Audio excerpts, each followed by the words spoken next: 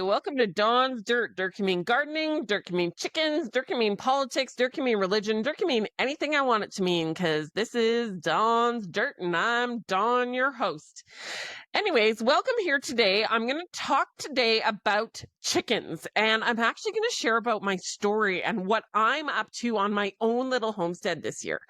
And so in this episode, we're going to talk about meat birds and laying hens. We're going to talk about my business plan and how I just want to get back into farming and, all the ins and outs of what I'm doing on my little homestead this year. And so, yeah, welcome to the episode, and super excited that you can join us. And I hope you can take some tidbits away from this on chickens. And so here we get into it.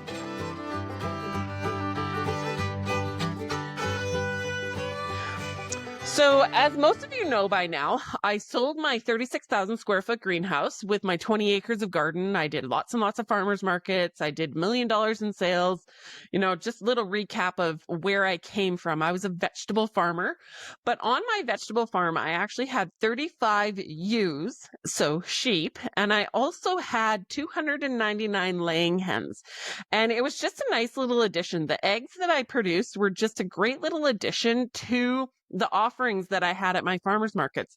And when I had my empire, when I had my farm, my chickens actually ate all the scraps that I had from my farm. And so people, went crazy for my eggs because I had those nice dark orange yolks. And so people would always ask, why do you get those dark orange yolks? And I said, it's all in what you feed them. When I had my farm, I fed my chickens vegetable scraps. They got tomato scraps, and they got all the things that I couldn't sell at a farmer's market, or the scratch and dent ones. And so what you feed a chicken actually determines the yolk color. And so my brown laying hens gave me eggs that were super fresh and had those really nice dark orange yolks that people are after. Grocery store eggs have really yellow yolks, and that's because those chickens are inside. They're not being fed organic scraps, vegetables or grass clippings or things like that. They're not foraging for bugs. And so, yeah, that's where I came from. And I've also done on my former farm, I've done meat birds over the years. So I always grew the Cornish Giants meat birds, and I sold them. I sold them off to friends and family. I did them on a smaller scale. I think one year I did meat birds just to sell at my local stores that I owned as well. But yeah, chickens were kind of a side gig when I had my farm. Now, after I sold my farm, I moved to this little property. I have access to about an acre of property here. And I thought to myself, man, what am I going to do? And all I know how to do is farm. I got fired from a couple of jobs. I don't know if you knew that or not, but I got fired from a couple of jobs. Me working for someone else is just not going to work. I have too strong of a personality, too many opinions, and I'm got too big of a mouth. And so I got fired from a couple jobs. And so I just decided I just need to get back into farming. Now, vegetables for me are not really an option because I'm not allowed to grow and sell vegetables in the province of Alberta for 5 years as my non-compete clause as part of the sale of my farm, which is fine. But farming is so much more than just vegetables. I know how to do vegetables. I'm very good at vegetables, but I also know a lot about animals, and I know a lot about chickens particularly. And so I thought, with my small property here, I thought, man, how am I going to get back into farming? And so, yeah, this year I have 150 laying hens. So I bought my hens in at 12 weeks old. And they started producing right away, producing eggs here in April, late April, early May. And I will have up to 700 meat birds this summer. And so meat chickens, Cornish giant meat chickens. And so that's where I'm headed. Is if I can't do vegetables, I may as well do chicken. And I've got some goats and some pigs too. I'm just experimenting with that.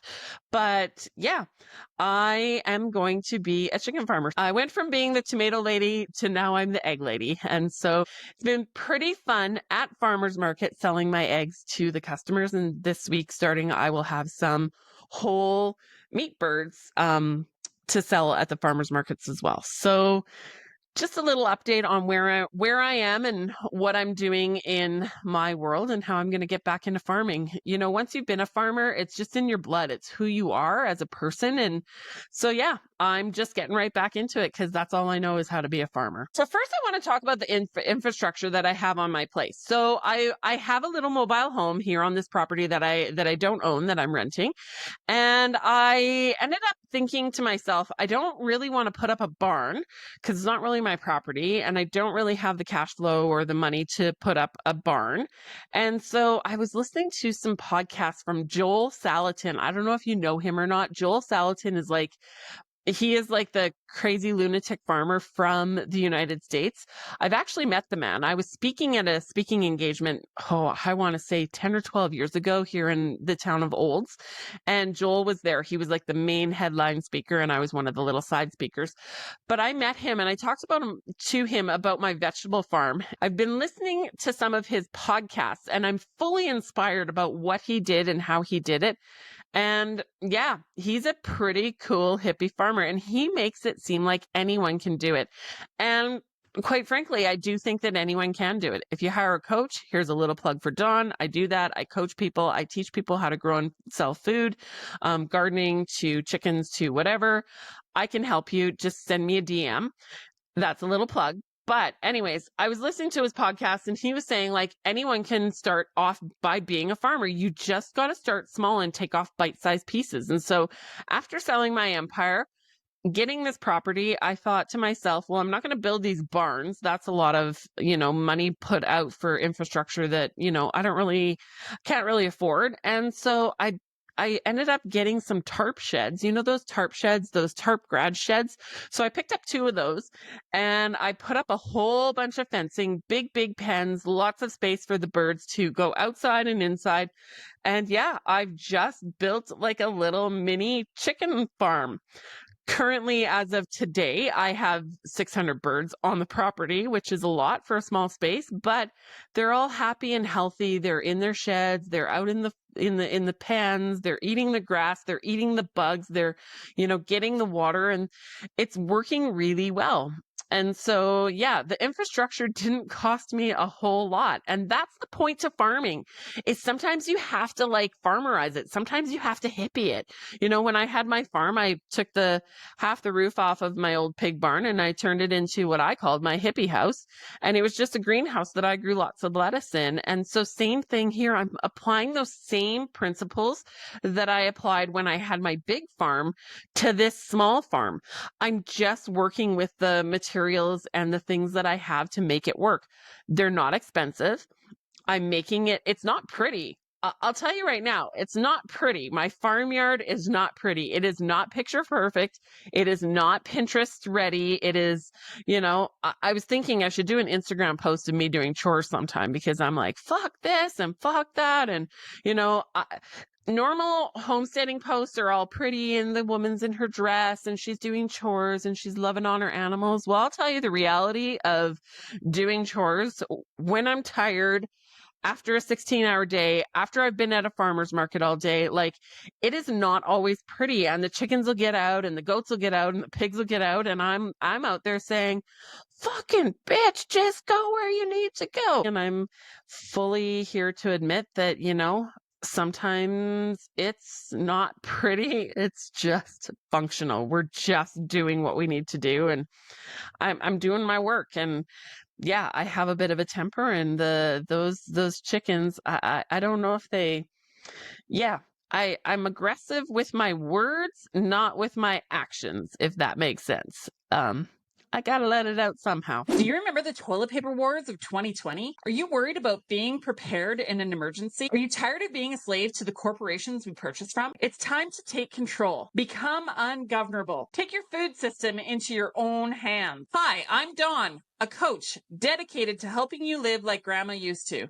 Self-reliant, resourceful, and prepared. Whether it's raising chickens, growing a garden, canning your own food, or even milking a cow, I'll teach you how to thrive and survive in the space you have, big or small.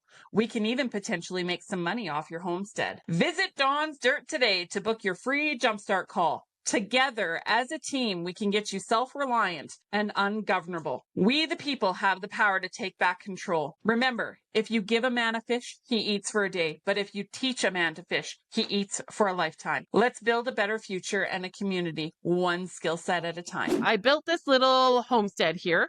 I've got 600 chickens. Let me talk about my brooders. So I was supposed to, that's the thing on a homestead too. You have to realize that not everything goes your way. Not everything goes to plan. So I got my meat birds 9 weeks ago. They should have been butchered last week. So they should have been butchered this past Wednesday.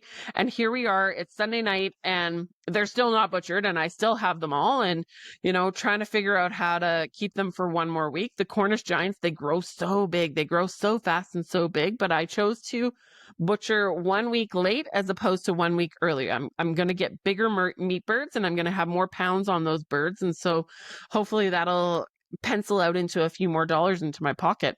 Because the people that I am hiring to do the butchering, they couldn't get to it until this week. And so, yeah, I'm stuck with my birds for one more week.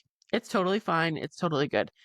And then my hatchery called up and they said, Dawn, you've got 300 chicks coming. We've got 300 extra chicks a week early. Would you be willing to take your baby chicks a week early? And I was like, yep, I'll figure it out. And that's the thing with farming. And that's the thing with homesteading is you just figure it out. I've been saying I'll figure it out for many, many years. I'm actually really good, really, really, really good at figuring it out. I said it to my ex-husband all the time. I'll figure it out. I'll figure it out. I'll figure it out. And I do every freaking time I figure it out. And so I had these 300 chicks coming the next day and I'm like, oh shoot, I don't have a brooder. And so I thought to myself, how am I going to keep these chicks warm? Yes, it's summertime. Yes, it's warm outside, but chicks need 29 degrees. They don't need 15. They don't need 20. They need 29 degrees consistently. That's what chicks need to survive. If you don't have the right temperature, you've got dead chicks. Simple as that. And so I thought, man, how am I going to contain all these chicks in a smaller space, but not too small because 300 is a lot of birds. And so I thought to myself, what am I going to do? And so I thought, 4 sheets of plywood. So I grabbed 4 sheets of plywood from the local hardware store. I put edges on them, corners on them. I screwed them together so that they formed a box. I had someone come in and help me build a gate. So that I could get in and out. And so my brooder house is 8 by 8 by 8, shavings on the bottom. Use shavings, don't use newspaper. They'll slip on newspaper. So shavings on the bottom. And then I put 4 heat lamps in there, 4. I borrowed 2 from a friend and I had 2 myself. And so I put 4 heat lamps in there. And so the chicks actually can go away from the heat lamp if they're too hot and they'll go underneath the heat lamp if they're not warm enough. And I put in a big waterer, a full-size waterer, because I thought, man, those little plastic waterers I'll be watering them 14 times a day if I do that. So I put the big full-size waterer in and I thought, man, it's a little deep. Like, what are we going to do? I don't want the chicks to drown because, chicks are stupid. Chickens are stupid. Just so you know, turkeys are even more stupid, but chicks are really stupid. So I grabbed some stones and I put them just in the bottom of my waterer and I filled the waterer up and so the stones just kept the water from not being so deep and the chicks could just get to it. And I got some bigger feeders and that's my brooder. It's, I put a tarp on top to hold the heat in. The first night that I had my chicks, it actually got down to 3 degrees or something like that overnight. And I was like, oof, that's going to be really quite chilly. My brooder's actually inside one of my big sheds as well. And, yeah, but it worked. And I've had a couple of losses. If you're going to have live animals, you're going to have dead animals. It's just the way it is. So expect that on a homestead, just expect that. And yes, I had to put down a chick. There was a chick that just wasn't doing well. It was suffering. And yeah, I had to do the deed. I had to put it down. And so it's not always pretty on a homestead. And so, yeah, that's my chick story that I had. So now I've got these, 150 laying hens. I've got my meat birds. I've got my full-size meat birds. And then I've got my baby chicks. Oh, and yeah, it's just like, welcome to my funny farm. I'm just doing what I got to do. And here's the thing, off of all of these birds, this is something to remember. I want to get back into farming. I need to turn a bit of a profit. It's not going to be a huge profit, but it's going to pay a little bit for my time. Yes, I'm probably working for minimum wage, but it's better than working for someone else. And so I would much rather work for minimum wage and put in long, long hours working for myself on my own homestead, on my own farm, making a little bit of money than working and collecting a paycheck from someone else. So again, if you want to get into homesteading and you want to get into farming, be prepared to work long hours. Like I said, it is after 11 at night. I came in the house, from doing all my chores, and I'm recording this podcast now. It is hard work, but I love it. I go to bed tired at the end of the day, and I sure do earn my shower in the meantime. So you can't tell it, but I've got dirt all over me. I actually was doing my chores in my bikini today, which was kind of fun. I got a big sunburn, and yeah, you work hard on a homestead. And I love it. So I'm going to earn, actually, I think by the time I'm done with all my chickens and all my eggs and all the birds this year, I think I'm actually going to gross probably around that $25,000 this year. And so that's not a small number. That is me being a brand new farmer.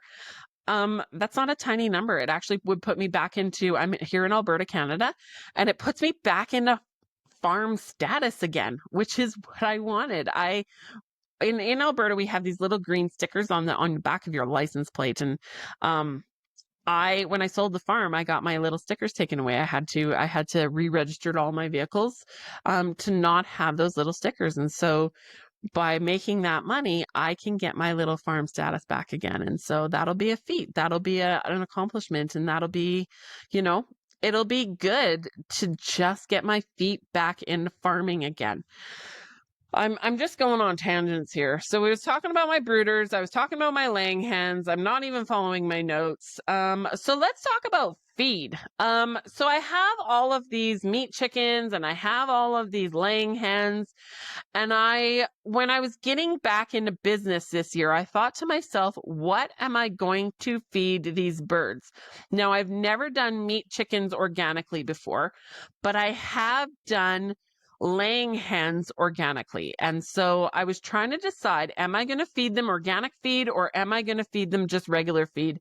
And I actually decided on the conventional feed. And here's why.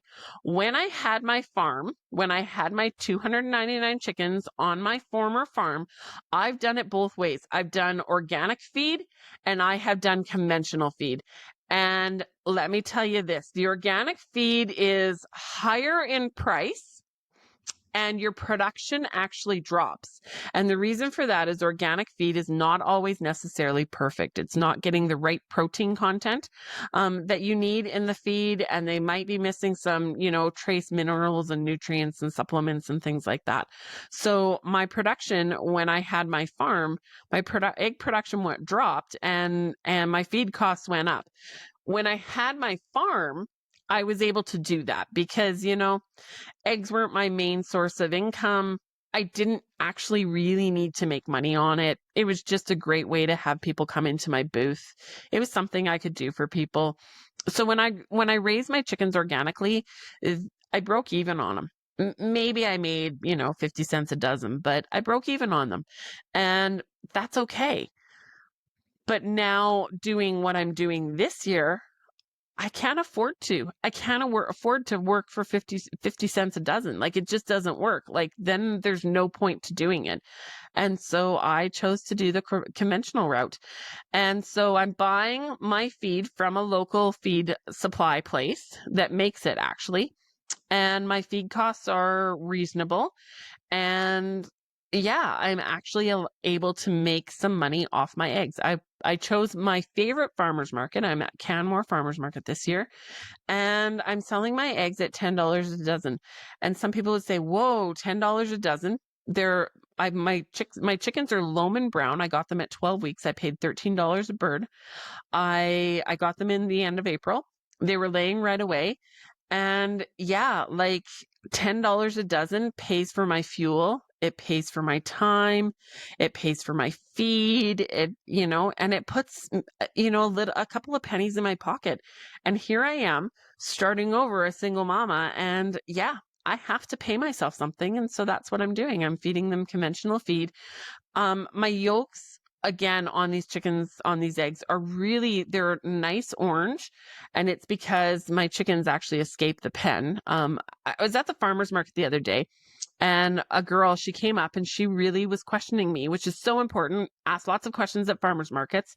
And she was questioning me on how I was raising my chickens, what I was feeding them, where I kept them, where they slept. And she said, "Do you have videos in your phone?" And I said, "Absolutely, I do." And so I went scrolling through my phone and I found some videos and I found some pictures and I showed her the chickens, and she was totally happy with that. And so that's a little side note. When you go to a farmer's market, just ask the questions and ask for the videos. Like, that's part of the transparency. And so I told her what I fed them, and most people are just okay with it. So I'm advertising my eggs as farm fresh eggs. And another little side note here, when I set up my booth in the farmer's market, I was thinking to myself, what am I going to put in my booth to attract people to me?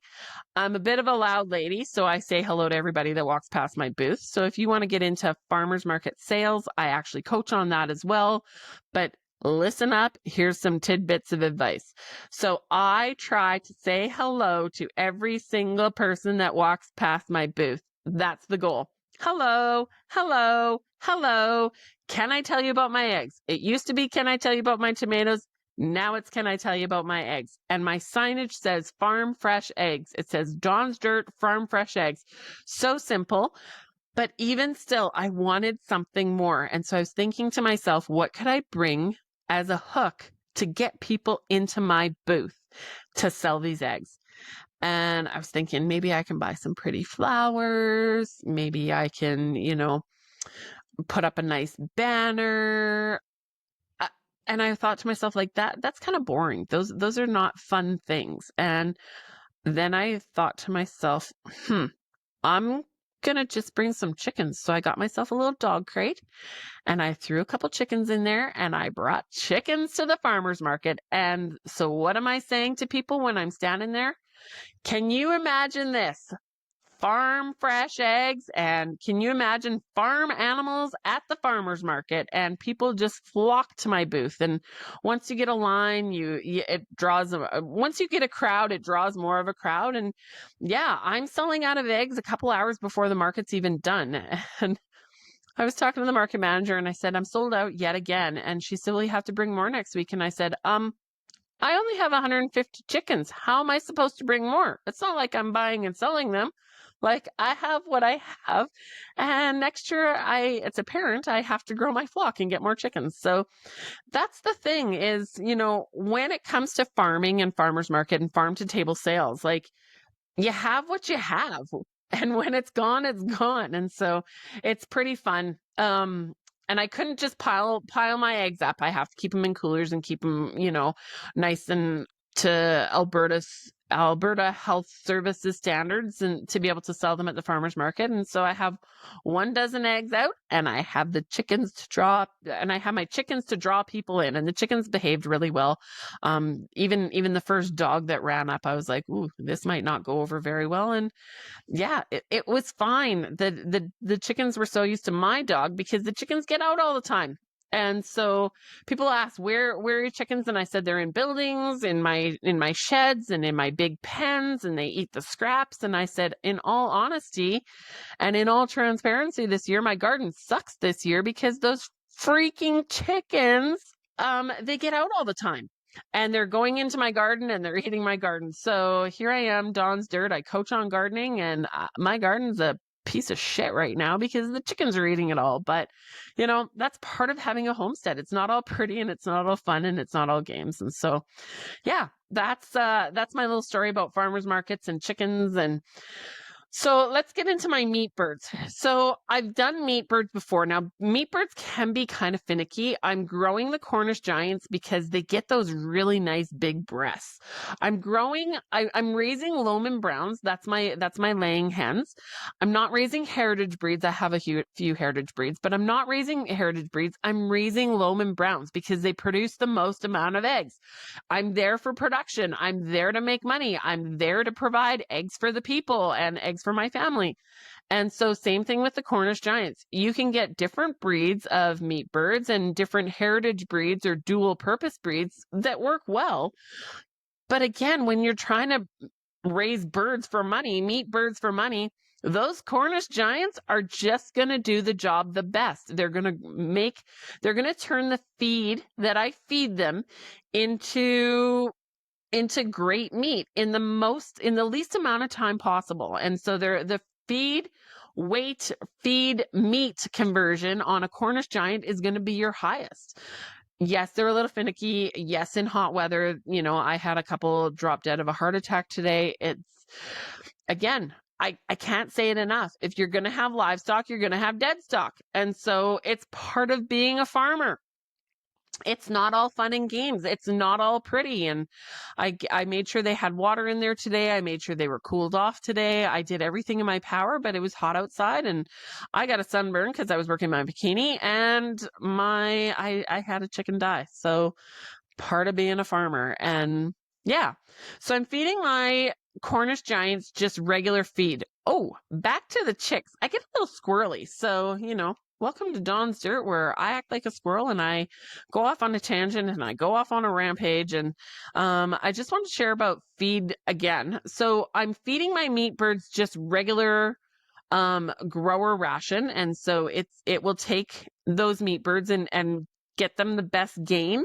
And the feed is really important because if you don't give them the right feed, they're not going to grow the right way and they're not going to get the nutrients that they need. They're not going to get what they need out of their feed.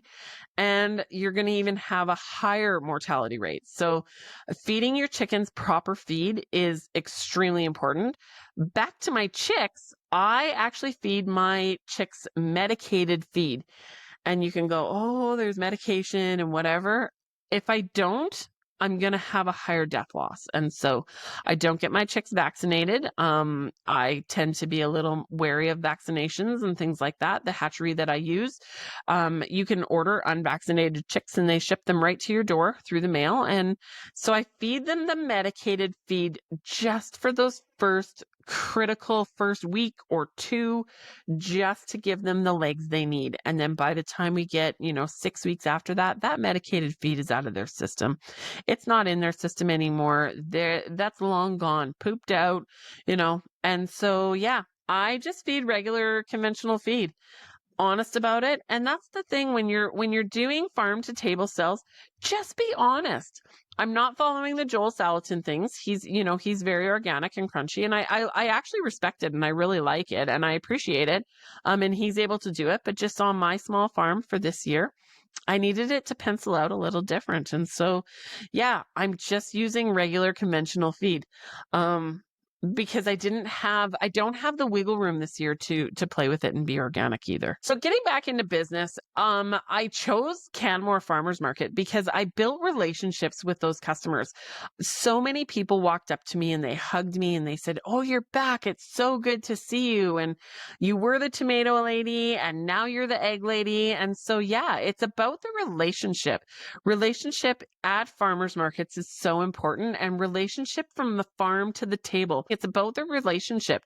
And so getting into farm to table sales, getting back into this whole chicken business, I want to do the same thing. I want to build the relationship. And so the first week that I went to farmers markets, I didn't have my debit machine. It wasn't working. I couldn't figure it out. It's technology. Tech is not my thing. And I didn't know what to do. And so the first couple customers walked up. I said, "Oh, it's cash only. I can't figure out this machine and not sure what I'm doing. And it's cash only." And they would say, "Oh, I don't have cash." And I'd say, "Well, tell you what, take the eggs home. You owe me the $10. You remember it and come back and pay me, the next time you're around for more eggs." And yeah, it works. I've done that several times. I used to do it with my vegetables all the time, and I've gotten money back. I even had one woman with vegetables one time. It was probably 6 months later. She said, I bought vegetables at least 6 months ago and I still owe you this money. So here you are. And that's the thing. It's what goes around comes around, and it's about the relationship. And so, yeah, it's been pretty cool to get back into business. And food security and the food system is so important. Like, we need to protect our small farmers. And that's why I feel called to get back into farming. It's who I am fundamentally as a human being. It's part of my identity as being a farmer.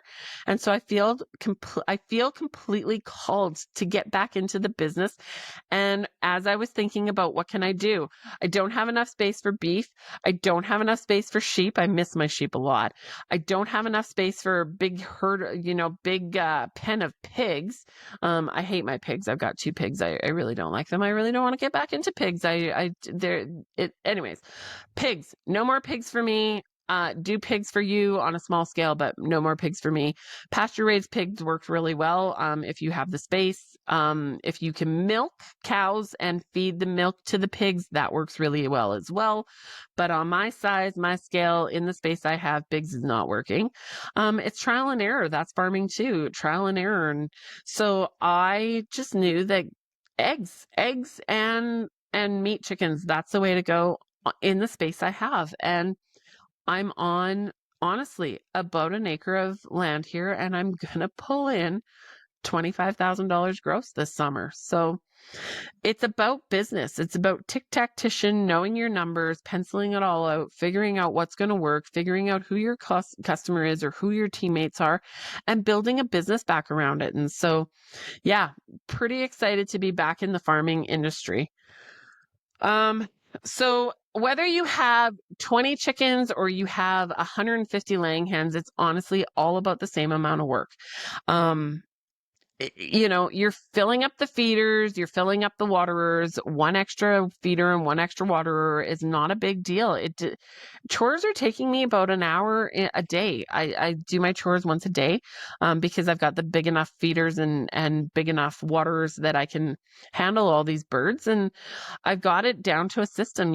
I feed and water this flock, and then I feed and water this flock, and then I feed and water the next flock. And yeah, chores are about an hour a day, and which isn't crazy. Like, that's not a crazy amount of time.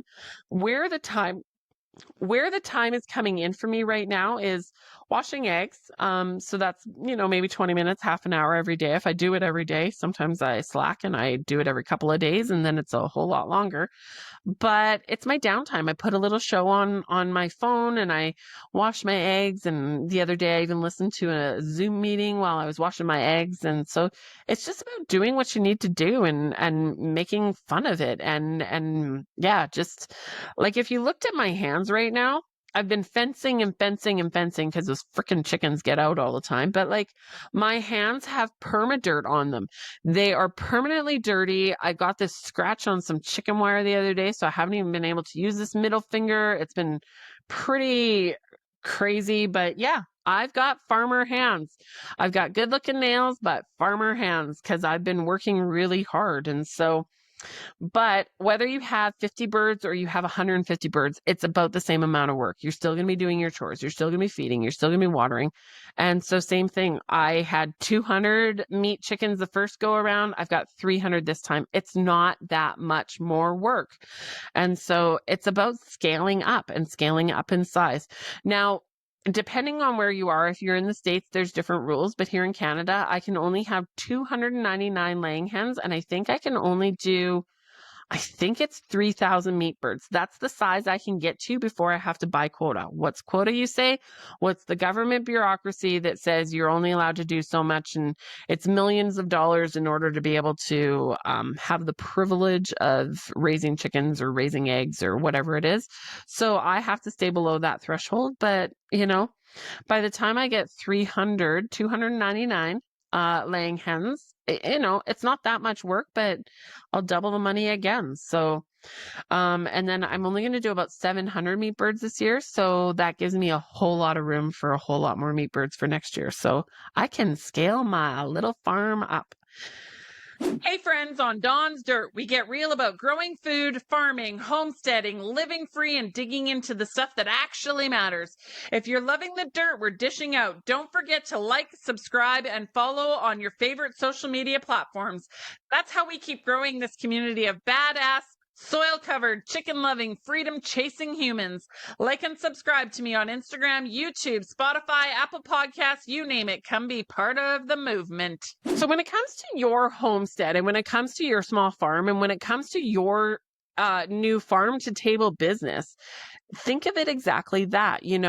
I've seen the biggest mistake I've seen homesteaders make when they want to do farm to table sales is they get their ideologies involved and they get all their, it should be this way and it should be that way and it has to be organic and it has to be heritage breeds and it has to be this and it has to be that.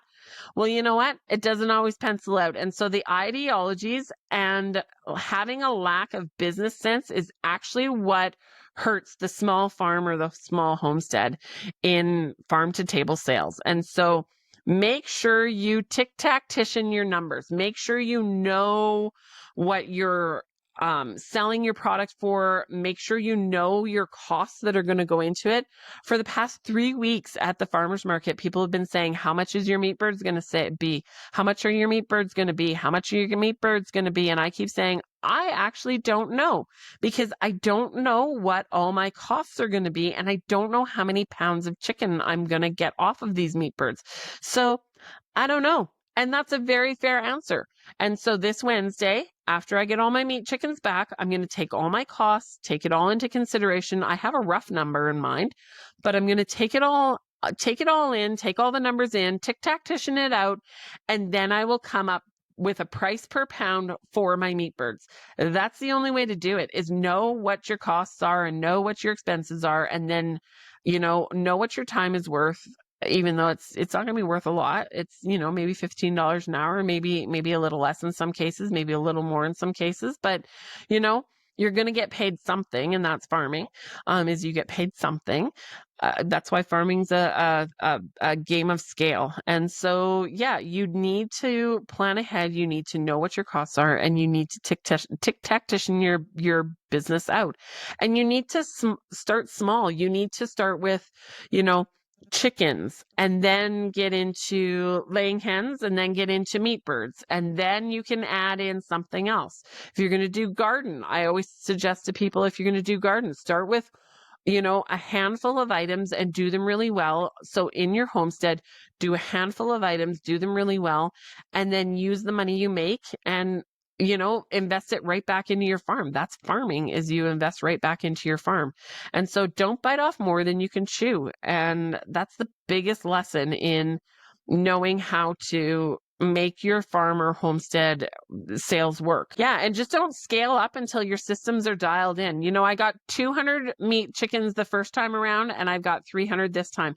I have learned so much. My loss rate this time around is going to be way less than the first time around because I'm in a new shed system with, new fencing and pen system. And I've made mistakes. I've honestly made mistakes. My one big mistake is with my tarp sheds. They didn't have the ventilation that they needed. So there were several mornings I went out and it was like rain inside these sheds. And I was like, what is going on? And it's because they weren't ventilated properly. And so my chickens were getting a little bit warm. Condensation was, going higher inside the shed. And so what did I do? I pulled down part of the wall and pulled down part of the other wall and just made it a little cooler in there for them. And yeah, my losses started to go down again. And so next time around, I'm going to rip those walls out. I'm not even going to have the walls. We're in summertime here in Alberta. I don't even need the walls. Once they're out of the brooder, they can handle it. I'll have the heat lamps and so they can crawl under there again. But, I'm going to do it a little different. I'm going to learn from my system, and I'm going to scale when I'm able to. I started with 150 laying hens this year. I bought them in at 12 weeks old or 18 weeks old or whatever they were.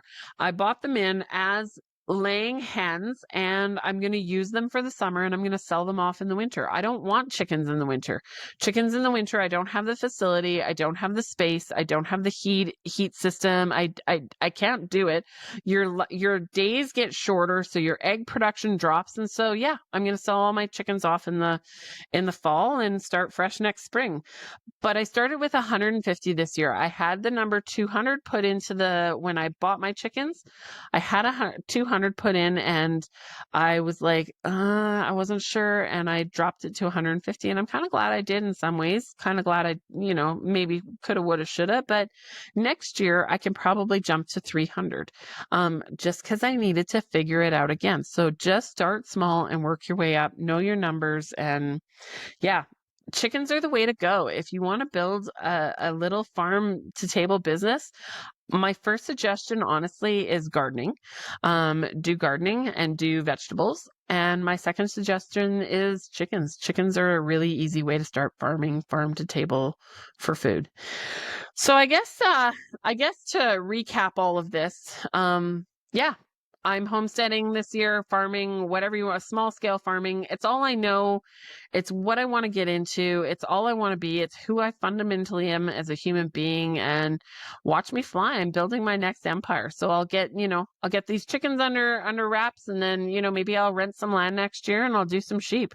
I don't know where the world's going to take me. I don't know where my farm is going to take me, but I just know that, I'm having fun doing it, and I feel alive. I feel like I've got purpose again. I lost my purpose when I sold my farm, and becoming the egg lady is my new purpose. And so thanks for listening to me on this episode of Dawn's Dirt, chatting all about chickens and my chicken sagas and my chicken craziness and my fuck you chickens, when they're getting out and they're eating my garden. So thanks for listening to me. If you have questions or comments, put it in the chat, share this episode, do something with it, and if you really need help learning about farm to table sales, and if you want to know more about like how to make money off your property or save money on your property or how to all figure it out, I know how to figure it out. So send me a message, give me a DM, let's chat. And I'm a homestead coach, and I can teach you and walk you through